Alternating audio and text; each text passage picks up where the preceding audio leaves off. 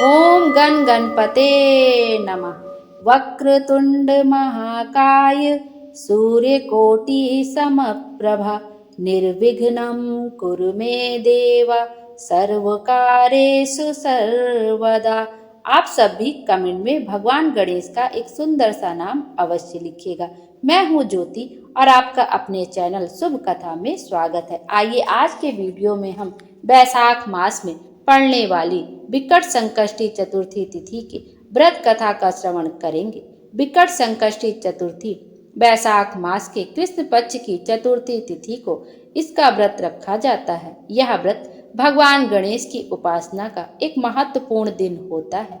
संकष्टी का अर्थ होता है संकट के समय में मुक्ति और भगवान गणेश को विघ्नहर्ता, बुद्धि और समृद्धि के देवता के रूप में देखा जाता है। इस बार विकट संकष्टी चतुर्थी का व्रत 16 अप्रैल दिन बुधवार को रखा जाएगा। बुधवार का दिन वैसे भी गणेश जी का ही दिन होता है और गणेश जी की विधि विधान से पूजा करने के बाद विकट संकष्टी चतुर्थी व्रत कथा का श्रवण अवश्य करना चाहिए। आइए अब व्रत कथा का श्रवण करते हैं। कथा सुनने से पहले अपने हाथ में थोड़े से अक्षत ले लें और बीच बीच में हुंकारा अवश्य भरते रहें। बोलो गणेश जी महाराज की जय। जब कथा समाप्त हो जाएगी तब जो आपने हाथ में अक्षत लिए हैं वो गणेश जी की मूर्ति के पास या उनकी प्रतिमा के पास समर्पित कर दीजिएगा। आइए अब व्रत कथा का श्रवण करते हैं। एक बार गणेश जी एक लड़के का वेश धरकर नगर में घूमने निकले। उन्होंने अपने हाथ में चुटकी भर चावल और चुल्लू भर दूध ले लिया। नगर में घूमते हुए जो मिलता उसी से खीर बनाने का आग्रह कर रहे थे। बोलते, माई खीर बना दे। लोग सुनकर हंसते। बहुत समय तक घूमते रहे मगर कोई भी खीर बनाने को तैयार नहीं हुआ। किसी ने ये भी नहीं समझाया कि इतने से सामान से खीर नहीं बन सकती है। पर गणेश जी को तो खीर बनवानी ही थी। अंत में एक गरीब बूढ़ी अम्मा ने उन्हें कहा, बेटा चल मेरे साथ, मैं तुझे खीर बनाकर खिलाऊंगी। गणेश जी उनके साथ चले गए। बूढ़ी अम्मा ने उनसे चावल और दूध लेकर एक बर्तन में उबलने को चढ़ा दिए। दूध में ऐसा उफान आया कि बर्तन छोटा पड़ने लगा। बूढ़ी अम्मा को बहुत आश्चर्य हुआ और कुछ समझ में नहीं आ रहा था। अम्मा ने घर का सबसे बड़ा बर्तन रखा, वो भी पूरा भर गया। खीर बढ़ती ही जा रही थी। उसकी खुशबू भी चारों तरफ फैल रही थी। खीर की मीठी मीठी खुशबू के कारण अम्मा के मुंह में पानी आ गया। उसकी खीर खाने की तीव्र इच्छा होने लगी।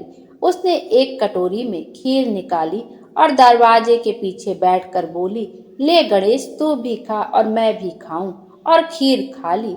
बूढ़ी अम्मा ने बाहर बैठे गणेश जी को आवाज लगाई, बेटा तेरी खीर तैयार है, आकर खा ले। गणेश जी बोली, अम्मा तेरी बहू ने भोग लगा दिया है, मेरा पेट तो भर गया। खीर तू गांव वाले को खिला दे। बूढ़ी अम्मा ने गांव वालों को निमंत्रण देने गई। सब हंस रहे थे। अम्मा के पास तो खुद को खाने के लिए कुछ है नहीं। पता नहीं गांव वालों को कैसे खिलाएगी। पर फिर भी सब आए। बूढ़ी अम्मा ने सबको पेट भर खीर खिलाई। ऐसी स्वादिष्ट खीर उन्होंने आज तक नहीं खाई थी। सभी ने तृप्त होकर खीर खाई, लेकिन फिर भी खीर खत्म नहीं हुई।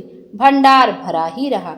हे गणेश जी महाराज, जैसे खीर का भगोना भरा रहा वैसे ही हमारे घर का भंडार भी सदा भरे रखना। बोलो गणेश जी महाराज की जय। आइए अब दूसरी व्रत कथा का श्रवण करते हैं। एक समय की बात है।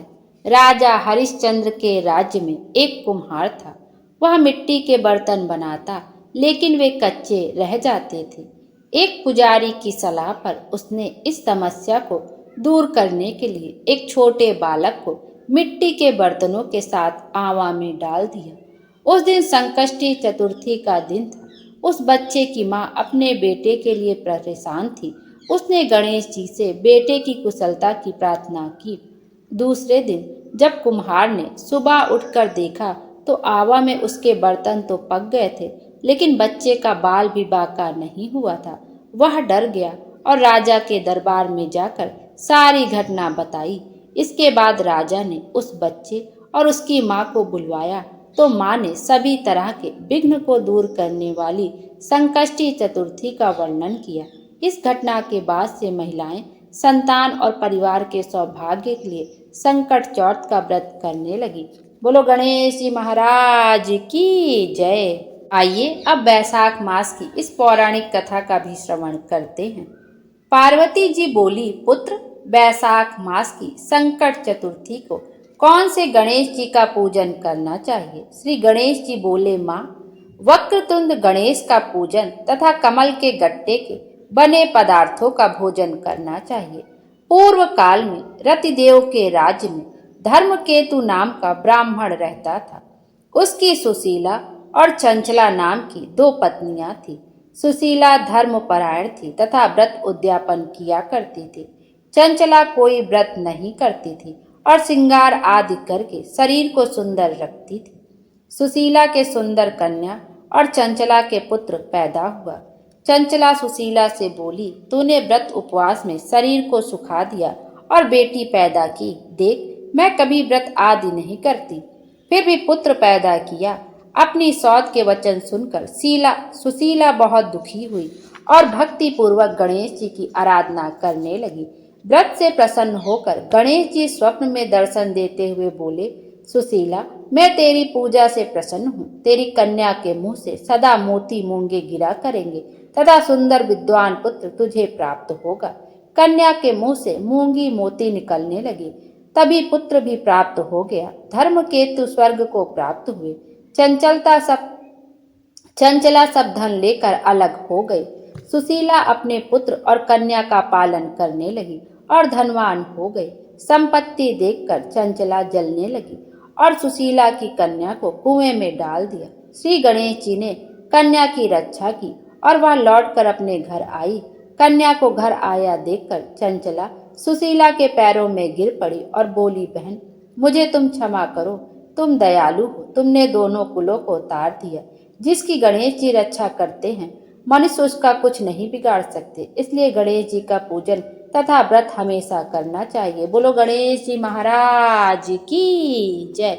अब अपने हाथ में जो आपने चावल लिए हैं वो गणेश जी की मूर्ति के पास समर्पित कर दे। उसके बाद गणेश जी की आरती कर दे, उनको भोग लगा दे और जो भी इस व्रत कथा को श्रवण करे उसकी सभी मनोकामनाएं पूर्ण हो, उसके जीवन में खुशियां ही खुशियां आए।